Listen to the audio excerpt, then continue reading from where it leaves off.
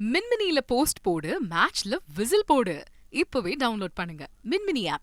விருதுநகர் மாவட்டம் ஸ்ரீவில்லிபுத்தூரில் நடைபெற்ற தேர்தல் பிரச்சார பொதுக்கூட்டத்தில் விருதுநகர் தொகுதியில் போட்டியிடும் காங்கிரஸ் வேட்பாளர் மாணிக்கம் தாக்கூர், தென்காசியில் போட்டியிடும் ராணி ஸ்ரீகுமார் ஆகியோரை ஆதரித்து முதலமைச்சர் ஸ்டாலின் பிரச்சாரம் மேற்கொண்டார். அப்போது ஒவ்வொரு குடும்பமும் ஏதாவது ஒரு வகையில் பயன்பெறும் வகையில் திட்டங்களை திராவிட மாடல் அரசு நிறைவேற்றி வருகிறது என்று அவர் கூறினார்.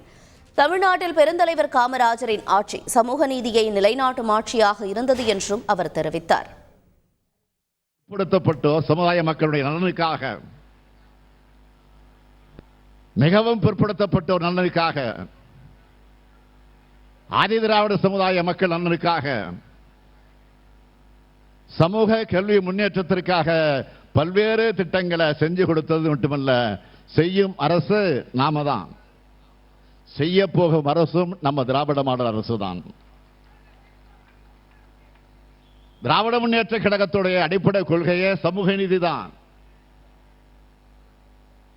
திராவிட இயக்கம் உருவானதே அனைத்து சமூகங்களுக்கும் அனைத்து உரிமைகளும் கிடைக்கணும்னு தான். இன்றைக்கு தமிழ்நாட்டில் அனைத்து மக்களும்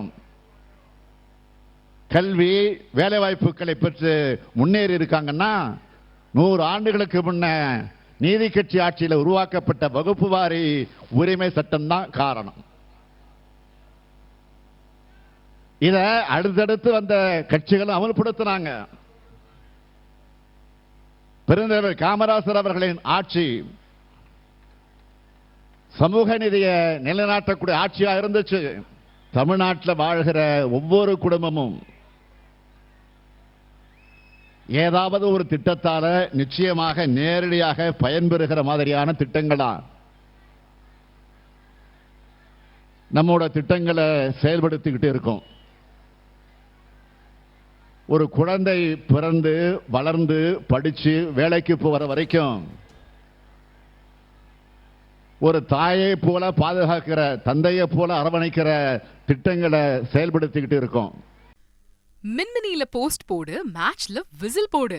இப்பவே டவுன்லோட் பண்ணுங்க மின்மினி ஆப்.